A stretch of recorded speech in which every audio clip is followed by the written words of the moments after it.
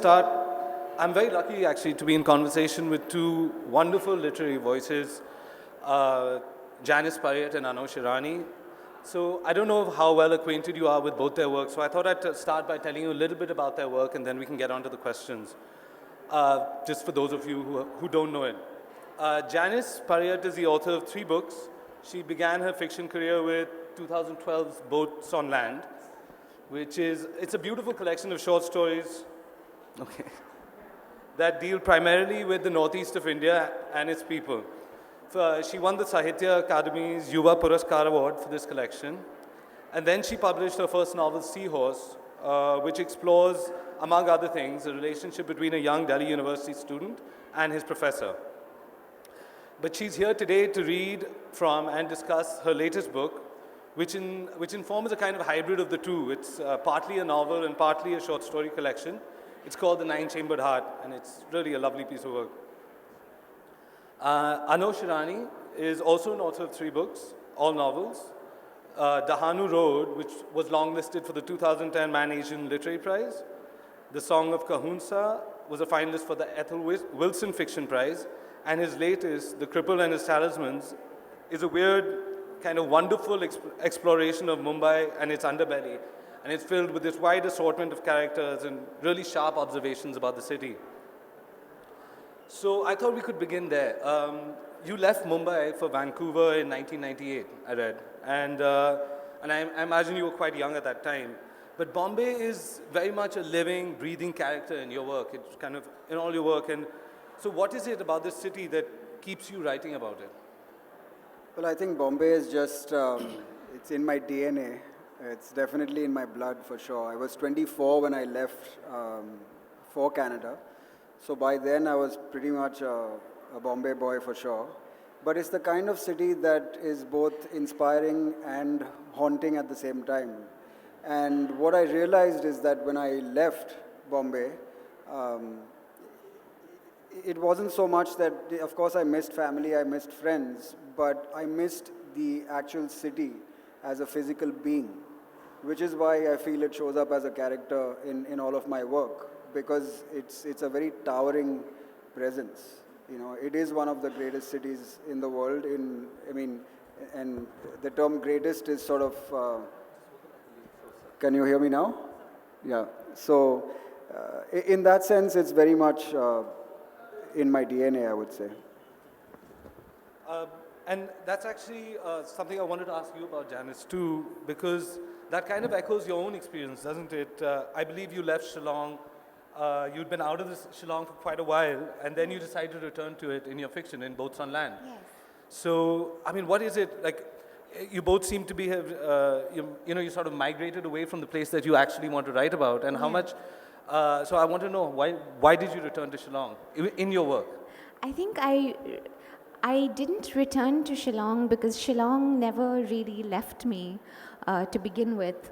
The stories in Boats on Land, which are very deeply grounded geographically in the places that I grew up in, Shillong, Cherrapunji, pockets of Assam, they were stories that I'd gathered and carried with me for many, many years.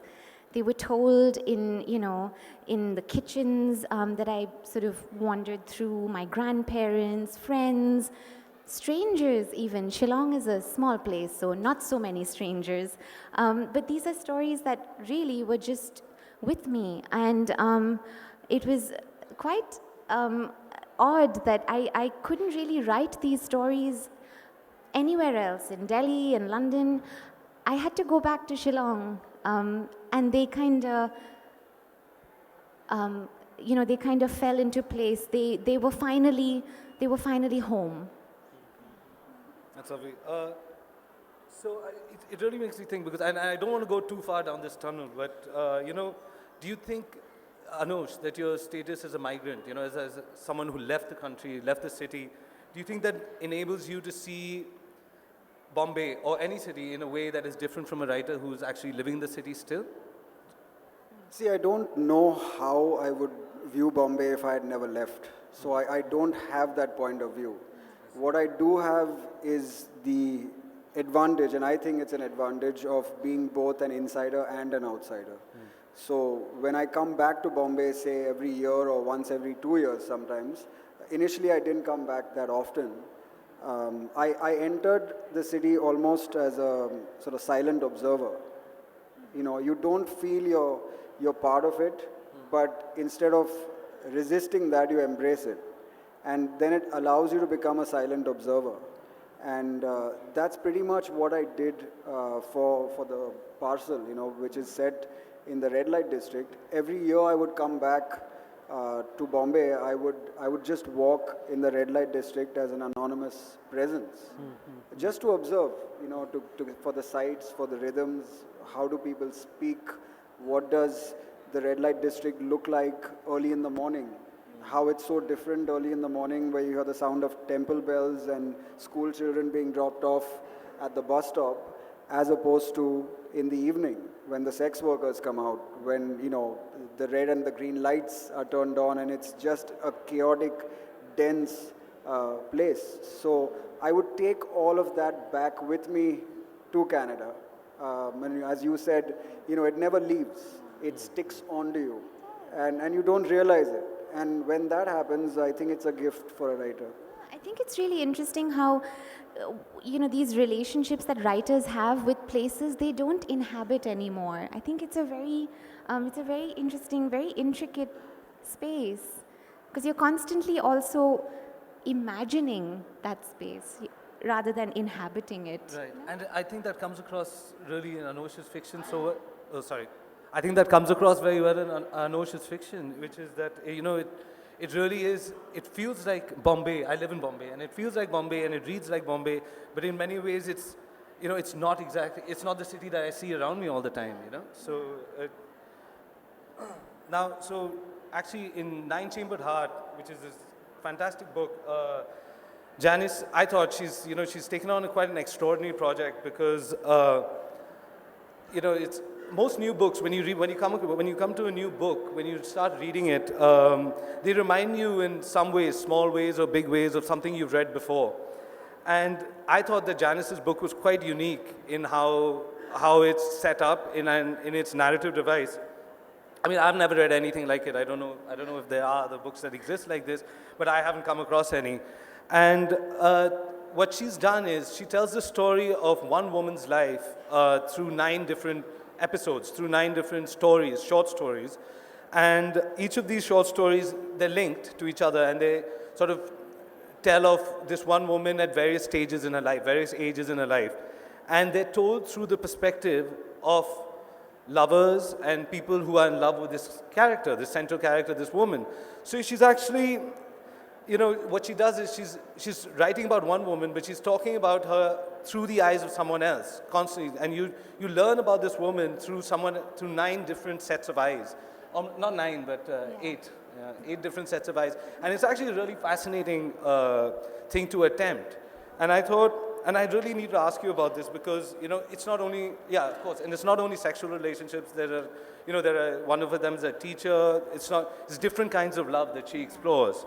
And, you know, it begins with an art teacher in a school. And it was interesting to me because, you know, fiction is about interiority in many ways. You know, you're trying to capture the interior voice and the interior monologue of someone and of, you know, this character. And so, but yet you've chosen this device of using an external view of someone. So I've been wondering about this, and I wanted to ask you about this since I started reading the book. What made you choose this device? Okay, that's you know, it's an important question. I think I have to sort of backtrack a little bit though in order to answer Prayaag's question. Just to tell you about the origins of the book. It happened at a point in my life when I was in a really, really vulnerable space. I was in London. It was very cold. Very rainy, and I was walking around in the evening with someone who I thought I would be in a very long-term relationship with. And during that walk, I realized that actually what I thought was beginning was actually ending, that things were unraveling. And I don't know if any of you have had that moment in your life when you feel like you've stepped out of yourself and you're kind of looking at yourself and looking at, the way things are happening, almost as though it's in a movie. And that happened to me. I sort of stepped out of myself for a bit and asked myself, how did I get here? How did this happen? And I started thinking about how, if we think about the relationships that we've had through our lives, the people that we've loved, the people that we've lost, the people that we've abandoned, if you place them together, they become a biography of your life. They tell, in a way, the story of your life. And the other thing that answers your question a little more sort of focusedly is is that it also made me think of how we all exist to each other as stories. We are narratives to each other. We tell the stories of someone we love to ourselves. Oh, this person always does that. This person always says that, right? And I wanted to imagine what those stories were of this one person. How do we... Literature is that. It's about placing ourselves in other people's shoes. And I thought, that's what I want to do, to turn the eye of love inside out, in a way. Thank you for answering that. So I thought you could maybe read a little bit from your book now.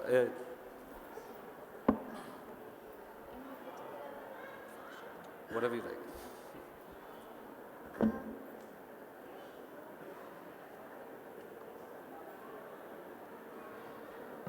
Sorry, so this is from a section called The Florist. And we meet our protagonist a little later on in her life. She's on holiday, just to give you a little bit of context. And this is what happens. This is the voice of the florist. How do I tell you this is not love?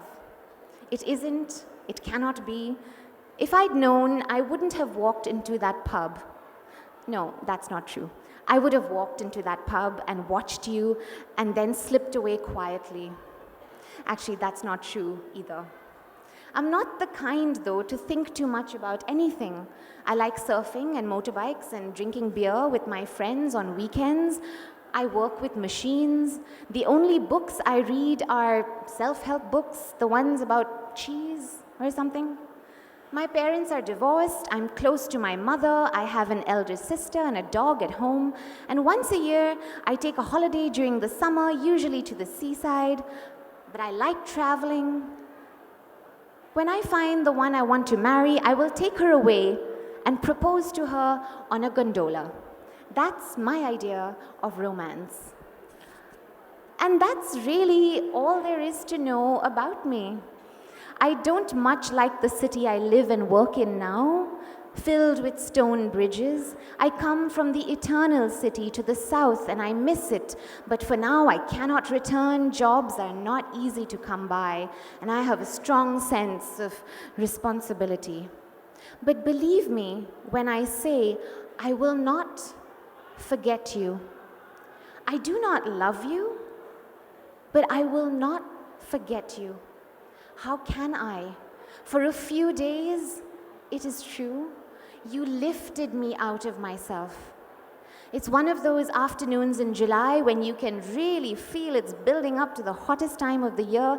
The tourists are going crazy and so are the hawkers, and queues wind for miles outside every sightseeing spot in the city.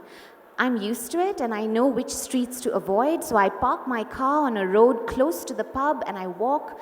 It's Saturday, I'm happy to be off work, I have the weekend to myself, and I've come to watch tennis at the only place in the city that's showing the match, this English pub, or an English pub as it's imagined to be here on the continent. There aren't many people inside. Most come to this city to see art and architecture, and a couple of guys hitting a fluorescent ball over a net isn't on their agenda. You are sitting at the bar. In a white dress with pale blue flowers, your feet are clad in summer sandals, your hair falls to your shoulders, your arms are tanned and bare. Sitting, you appear small. Before you, a tall pint and a bowl of crisps. You have your back to me, you're watching the match intently. I cannot see your face. At first, I'm intrigued because you're the only woman here, and I wonder if you are beautiful. If you have a face, I will not forget. Then you turn to speak to the bartender, and your cheeks are flushed as if you've been out in the sun for too long, but your eyes are wide and bold and dark as nights that carry promise. You glance around the pub at the other two men watching the game, and you look at me. You look a moment, and you smile.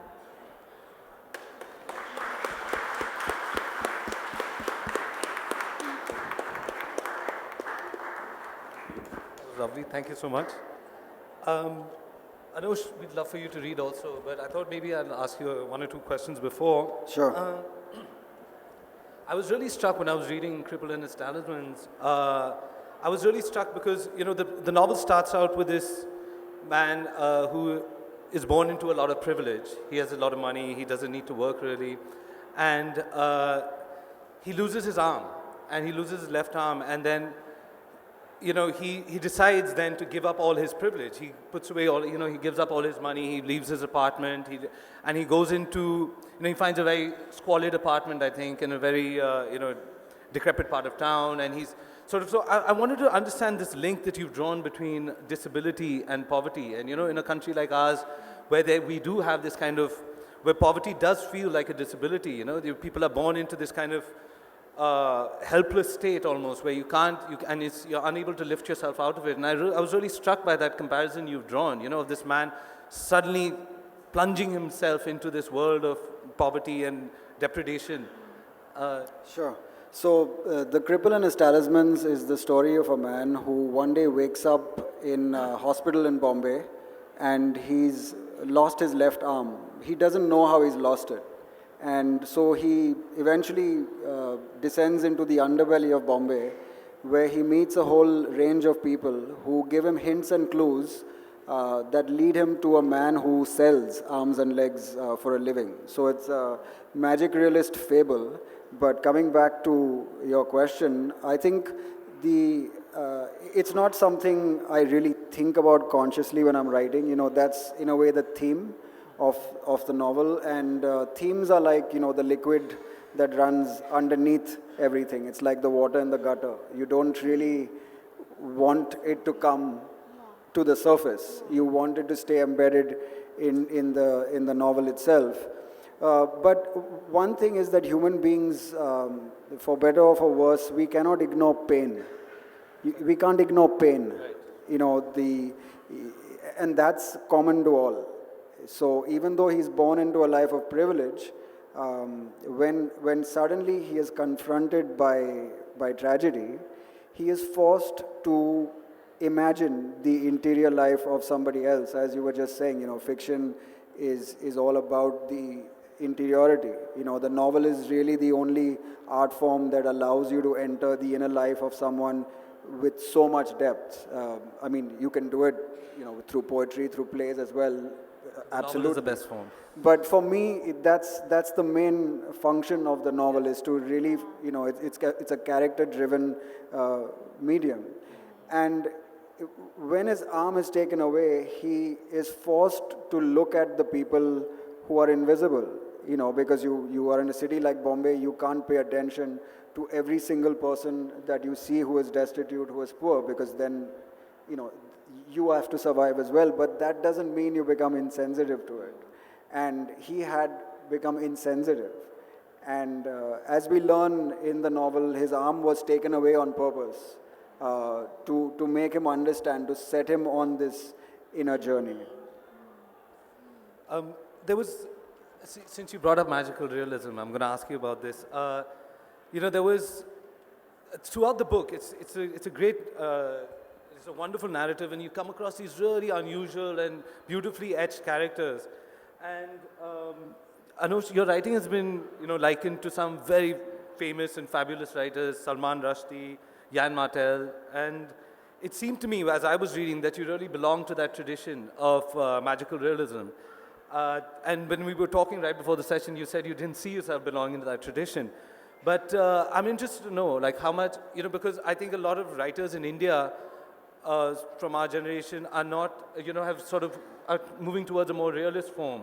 And your novel really, seemed to me like, an evocation of a very long and, storied school. So I wanted to know more about that.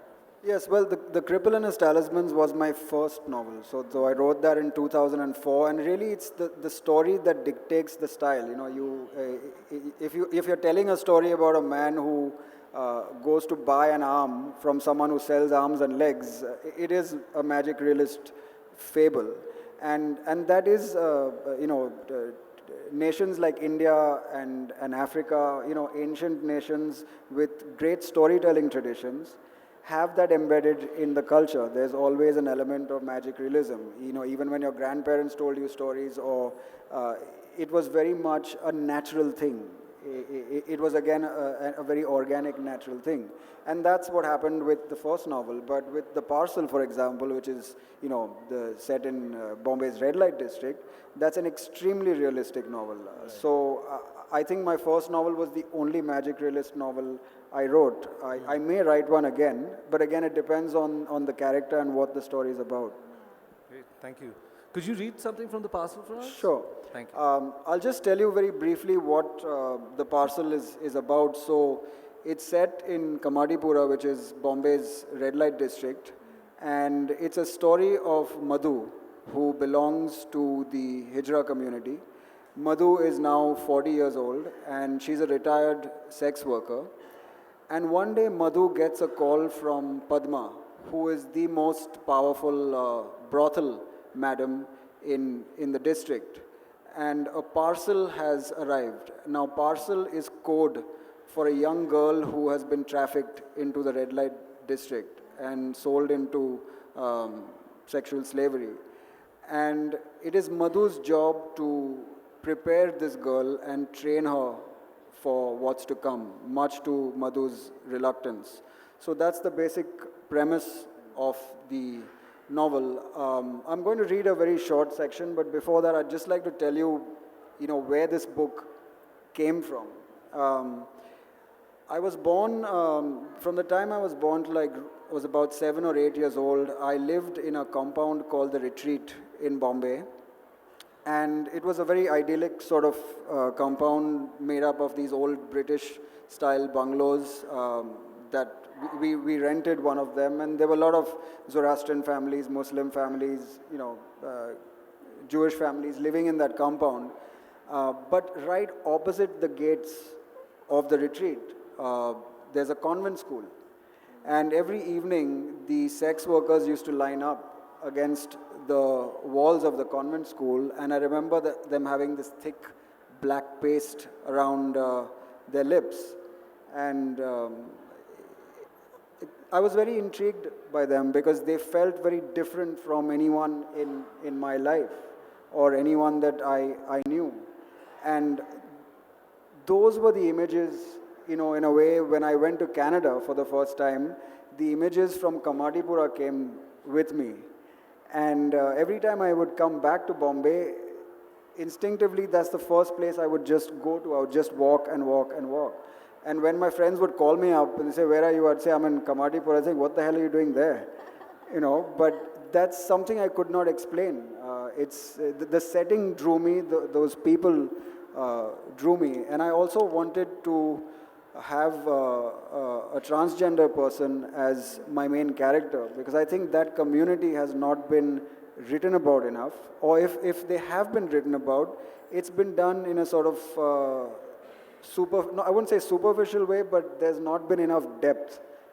Again, their inner life has not been reflected as it should, because it is an incredible inner life. I always say that, a person who belongs to the Hijra community has gone through in one lifetime what we might have gone through in 10.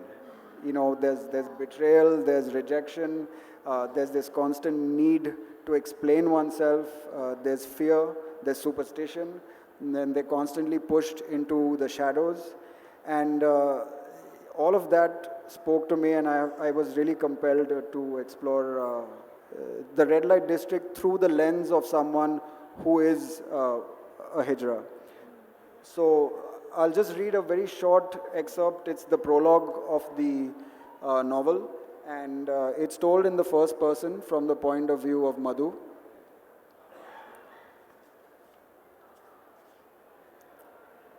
I go by many names, none of my own choosing. I am called Ali, Aravani, No Number, Sixer, Mamu, Gandu, Napunsak, Kinnar, Koja. The list goes on and on like a politician's promise. There is a term for me in almost every Indian language. I am reviled and revered, deemed to have been blessed and cursed with sacred powers. Parents think of me as a kidnapper, shopkeepers as a lucky charm, and married couples as a fertility expert. To passengers in taxis, I am but a nuisance. I am shooed away like a crow. Everyone has their version of what I am or what they want me to be. My least favorite is what they call my kind in Tamil, Thirunangai, Mr. Woman. Oddly, the only ones to get it right were my parents. They named their boy Madhu, a name so gloriously unisex, I slipped in and out of its skin until I was 14. But then, in one fine stroke, that thing between my legs was relieved of its duties. With the very knife that I hold in my hand right now, I became a eunuch. Perhaps my parents had smelled the strangeness in the air when I was born, the stench of the pain and humiliation to follow. At the least, they must have felt a deep stirring in the marrow of their bones to prepare them for the fact that their child was different.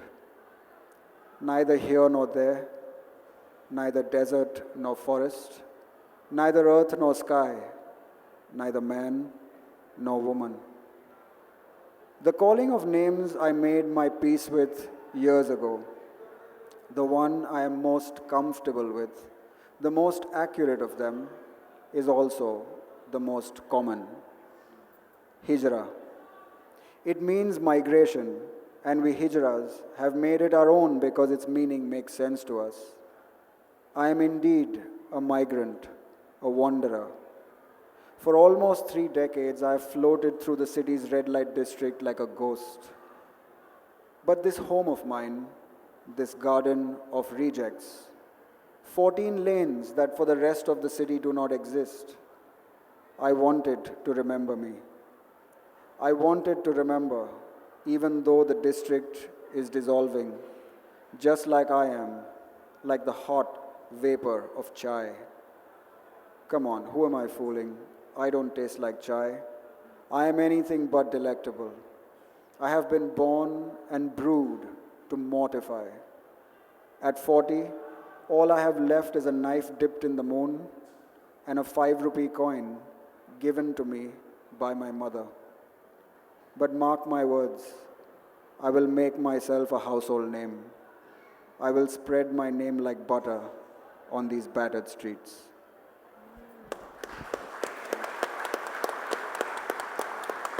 Thank you. So, when you started on the project, when you started thinking about the idea, were you ever struck by the enormity of what you were trying to achieve? You know, the act of sitting in a transgender person's brain. Well, how did you sort of go about the project? How did you get? It was extremely scary because, you know, where do you start? Yeah, exactly. And eventually, I did know where to start. I went back to my childhood. You know, and this is something that I was very conscious about, is I don't want to write about the Hijra community because I'm fascinated by them or that I'm curious. For me, that's not strong enough.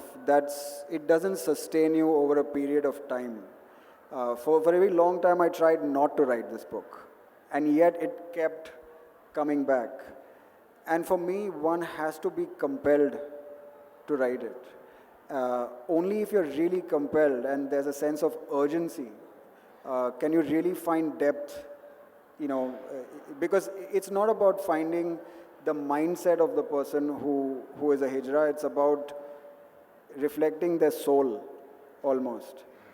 So for the longest time, I would read about them. This was, a lot of non-fiction articles, but spending a lot of time in the red light district, just again as an observer, and not expecting anything. I would just position myself, walk through it, and move on. I wouldn't even take notes. I wouldn't do anything. And when I finally felt I was ready to write, Madhu just unleashed herself onto the page, and I wrote the first draft in a few months, literally. But it had taken me over 10 years to make notes, to think about it. So the writing itself was not the hard part. The hard part was actually listening to the stories of the sex workers even. You place yourself in their inner life, or you see their reality for even half an hour, and it's just depressing and tragic what human beings can do to each other. And I always had the luxury of leaving. They didn't. And therefore there was a sense of urgency. And once I wrote a couple of drafts of the novel, I actually spoke, it was only then that I spoke to a person from the Hijra community and interviewed her in depth, and she very graciously opened her heart and mind to me. And then I felt completely confident because the book had a level of authenticity. I realized, yes, I'm on the right track. I never needed permission, but I needed to know that, I knew this was a huge responsibility, and once I spoke with her, I knew that. It's a kind of internal permission. It's like a permission for yourself more than anything else. Sure. You need that to, like I said, she unleashed herself onto the page, but this was about to unleash itself on the reader. So. Janice, I know that your work, I know you're asked about this a lot in interviews, but people always ask you about to what degree is your fiction autobiographical? And you usually have a very witty response to that question, but I have a little follow-up to that. And did you find that writing, this, I think, is it fair for me to say that the central character is kind of loosely based on you or not? I think all the characters are kind of loosely based on me, I guess, because at least for me, and this is a small analogy that I use, which is not the most, highbrow. I think of it as a little dough of, chapati dough, where you've got the core, the center, which is the dough, and you roll it out, and it goes further away from the center, but it's all still a part of everything. So yes, that's my very fancy analogy for trying to explain how I really don't know where autobiography begins and where fiction ends and where these lines meet. And I think I lost interest in that question ages ago. I'm going to steal another line from a session that I saw, or I was on actually, sorry, now it's all a big blur. With Amitabh Kumar, who said that Jeff Dyer had this wonderful quote where he says that my writing happens in that one inch space between fiction and reality. And that's where the interesting things happen. And yes, I think that kind of explains how autobiographical this book is. Well, but I still have a follow-up. Of course he does. Which is that, if you've chosen to write about yourself in this way, Yeah.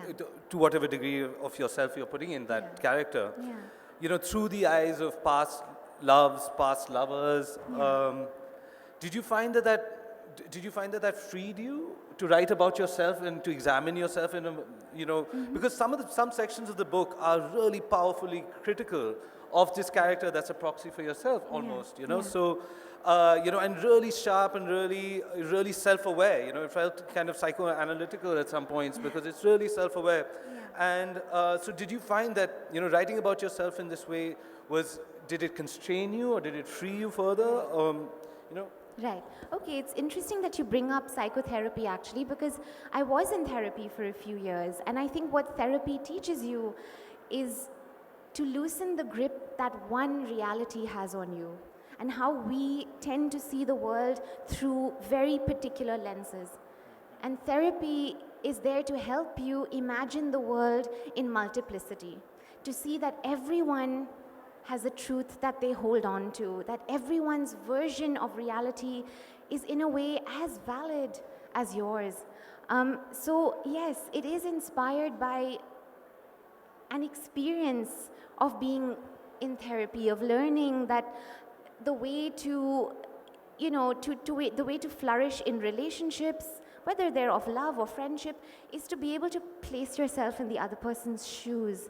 And I think, you know, I've tried to do that, and thank you for thinking that that's happened. But I think also, in a way, this book, like a lot of books written about love, is cathartic, because it helps you sort of see the patterns that, you know, a person can fall into from one relationship to another. What are the things that they usually do, the things that they keep saying, the people that they kind of seek to be with.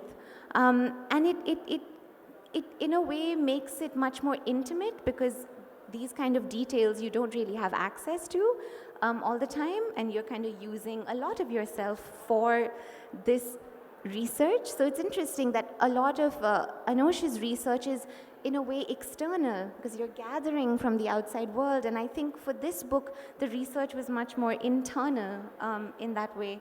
So yes, so it makes you much more intimate with your character, but it also gives you that psychoanalytic distance. Yeah. And there was something else I noticed, that over these 9 stories, towards the end, in the latter half, say, your stories become kind of angrier. You know, there's a kind of anger that seeps into this narrative, which are these narratives which are about love, which are about affection and desire. But you know, there's a kind of there's an anger about borders, about national borders, about failed love, about, you know, the mundane worries of where am I going to get money from, how do I live, and these are kind of. There's an anger about these uncontrollable forces that shape our lives, you know. And was that a conscious decision to sort of to ramp up the anger? I think, like we were saying, it's very simple. It's called life. That tends to happen. We get slightly angrier and more cynical, and we're a little, you know, less perhaps enthusiastic about things. And I think because it's a very temporally, it's a very chronological book, so it moves very linearly from one point to the next. I think it does follow the trajectory of life, and that's how it's inescapable. That's exactly how it happens. It really felt like that. You know, it was kind of like, as you see this character grow, you know, you can kind of see more and more of her come across on page. Anosh, we're almost out of time, so I'll ask you one last question, which is, it's a technical question about writing, and you know, you've written a number of award-winning plays also, and I was wondering, how does your approach differ when you're embarking on a play? When, you know, is it to writing a novel, and, you know, is there one form you prefer also? Could you answer that? I think a play is extremely dangerous to write. I think it's the most dangerous thing you can do is write a play. And the reason for that is, you know, plays change every single night. What you write on the page is just the beginning, and it requires a culmination of everything to make it work. The actors, the set design, the lighting, the sound, the music, everything has to culminate and align for you to eventually be able to express what it is that you wanted to begin with. And I have a lot of respect for playwrights. But in terms of, how I choose to write a novel or a play, I think the story arrives in that form. So for instance, I wrote a play called Bombay Black, which is a love story between a blind man and a dancer. And the idea just came in the form of an image. I saw this young woman performing a sensual dance in an apartment by the sea in Bombay.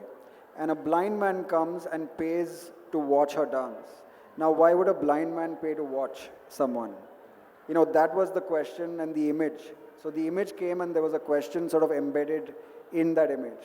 And that's how I began. I just knew it wasn't a novel. I see those characters on stage. So then you're confined to that stage, and I think you need to know what a stage can and cannot do. And in a novel, really you have the ability to reflect. You can take your time. It's a dance. You sway in and out, and that's fine as long as you don't meander off for too long. But if you do that in theater, you're dead. It's over. People have already switched off. In a theater, the minute people start adjusting themselves like that, there's a problem. And the other problem is when you write a comedy and nobody laughs. Thank you both very much. That was lovely. I think we should open this up to some, we have around 12 minutes, so we can open this up to some questions from the audience. Yeah, sure. Why don't you start? Yeah, is there a mic for her? Yeah, I think we should get a mic. Is there a mic for her?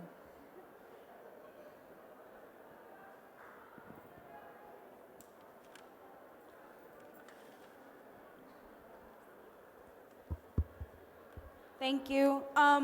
So my question is for all three of you, in fact. So I try to write, but I don't really write as much as I think I should. My dad said that my writing in the 6th standard was much better than the writing now, so that's kind of sad. He means it well.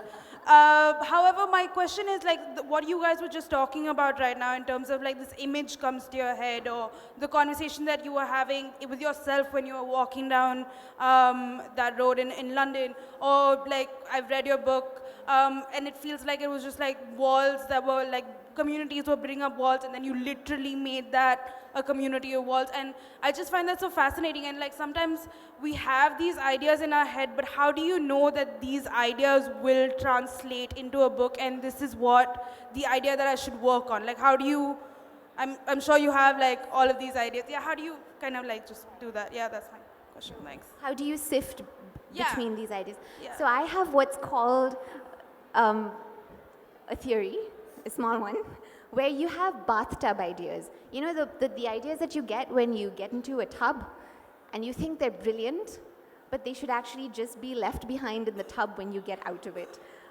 So there's those, and then there are other ideas that you may or may not get in the bathtub, but they're the ones that stick, and they just refuse to go away. And it might even be years before you actually get to the book, but there's something that will niggle you, and it will, like a pebble in your shoe, it will just never leave. So that's the way it is with me, and I don't know if it's similar for the Why don't you go? I think, yes, I completely agree with that some ideas should be left behind, but you have to understand there's a difference between keeping a journal and actually writing a novel or a play.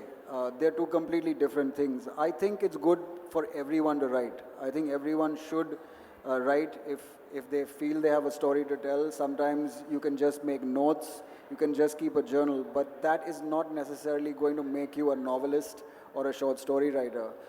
To write a novel, the one thing you really need is stamina, because you need the ability to look at that same character and the empty page every single day, not just for 1 year, but over a period of time, over 3 or 4 years.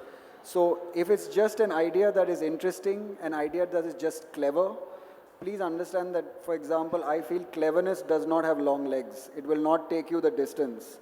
What will take you the distance is an insight into the human condition. So the more human your story is, the more you think about characters as human beings and how we have a shared humanity, that is something that will allow you to get more and more depth over time, rather than saying, I find this interesting, or wouldn't it be fun to write about this? You know, writing can be fun, but it's also very, very painful. So you really need to have that investigative stamina to keep going and staying with a character for a number of years. And eventually that's how you will know if it's the right story or not. I'll just add, I think they answer this question very well. I'll just add, don't pay that much attention to your father. You know, they'll never be happy with what you have to say. Okay. Who else? Who else has a question? Anyone?